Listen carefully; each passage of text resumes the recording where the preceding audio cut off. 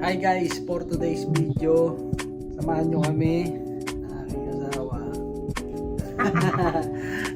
Bilangin natin kung magkano yung kinita ko simula 1 hanggang 14 ng April 14 na ngayon. May isang biyahe pa sana ako pero tsaka na lang.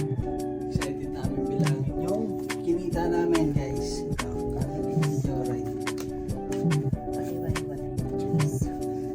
Bilangin natin guys.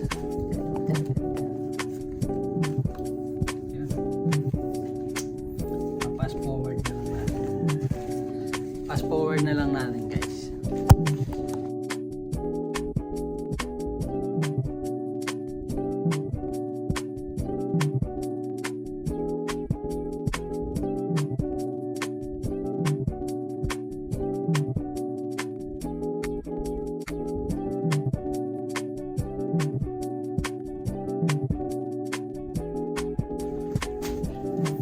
Yun guys, tapos na namin bilangin yung pera guys.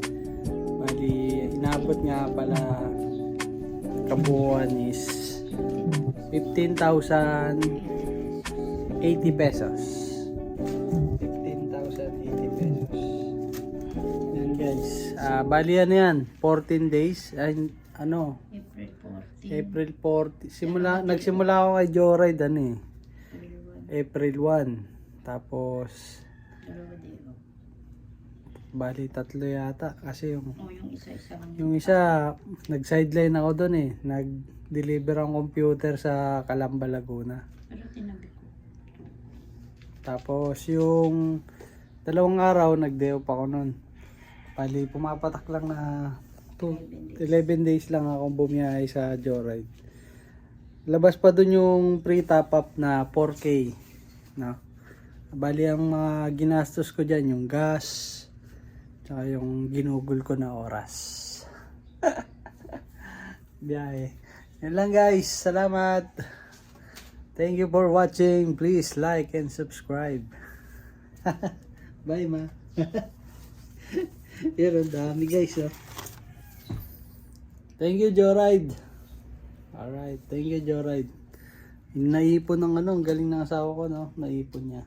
Ngayon, pambabayad namin sa mga pinagkakautangan namin to. Mga bills, mga diba? Meralco, tubig. Iya ka na. Bye guys. Bye B.